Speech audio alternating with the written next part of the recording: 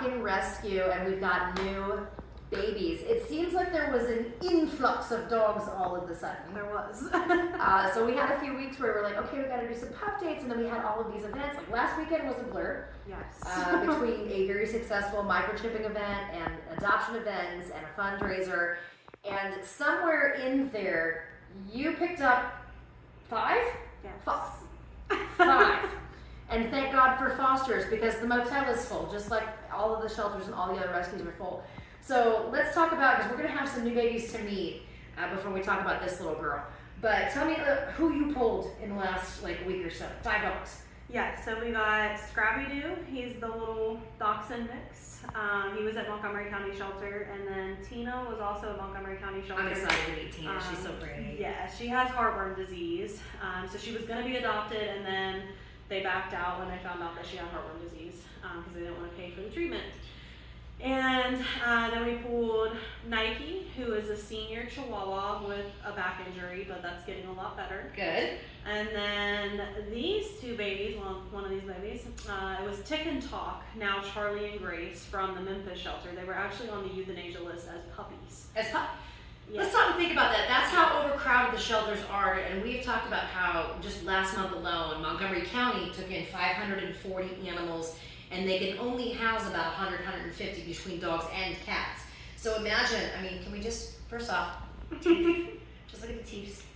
A puppy on the euthanasia list. So they were there for a month, and who doesn't want puppies? Right.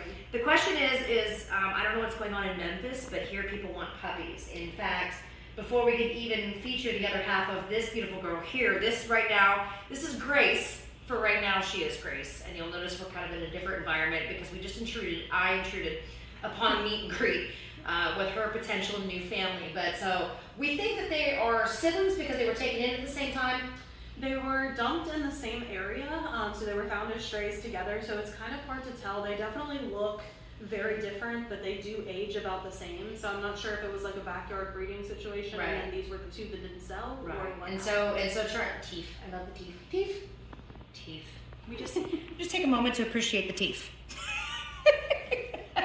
So Charlie, of course, was he's kind of a reddish brown, looks a little bit more pitty mix, and this little girl, she looks like she could probably be a little bit Frenchy in there as well. And so about 7 months old and all personality. Yes. So Charlie and Grace here got to make their debut over the weekend, and of course everybody fell in love. And one of the events that happened was the adoption event at Black Rifle Coffee, which we got to talk about that because we found out the last time you were at Black Rifle was a test run. So tell them about that. Yeah, so we didn't know it at the time, but a couple months ago we had an adoption event at Black Rifle, and turns out that it was actually a test run to see how the public responded across the entire country at all the Black Rifles. So last Saturday, that's exactly what happened. Our event was successful, so they ended up having an adoption event at every single Black Rifle. Wow. And just in the time that we were there were already several adoptions. So it's really cool to have been a part that of kind that. of an influence. Yes, yeah. Exactly. And it's like you think I'm just a small little rescue in small little Clarksville, Tennessee, and Matt Best and the Black Rifle Coffee Company. They're expanding everywhere. Those stores are everywhere. So that's pretty cool to know. And I think it was halfway through the event when their manager came out and said, "Oh, by the way, this woman right here inspired all Black Rifle Coffee everywhere." So we got out there. Charlie had an application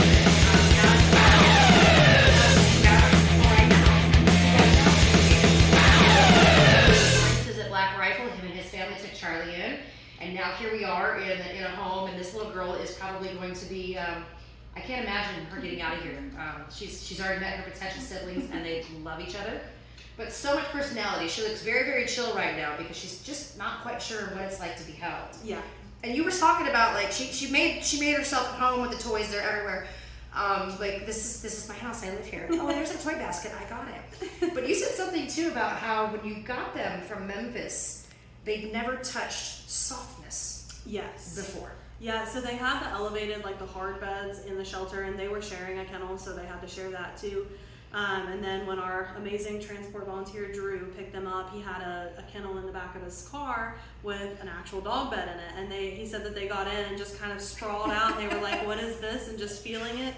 And then they just started like scooting across it like they had never felt anything soft before. So that's amazing. And of course, everybody, all 5 of these dogs have been with foster families, which has been spectacular. So while we've had an amazing run of luck with Charlie getting adopted, most likely she will be adopted within the next few days.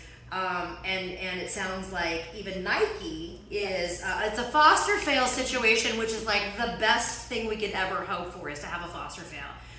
So we didn't have to go through that process. They're like, that's it, we're keeping them. yes. So that of course means we've still got Tina, and we still got Scrappy Doo for the new babies. There's still plenty of babies that are at the motel, still looking for their forever homes, and desperately would like to find a home with you and have their first pet ever. Also, if you're interested in doing a foster situation, I couldn't do it. I don't know how. We learned with Scrappy's foster, with Ingrid, somehow that woman has fostered over 200 dogs over the course of 10 years and has been able to let every single one of them go. I lasted 3 days with a cat before I failed.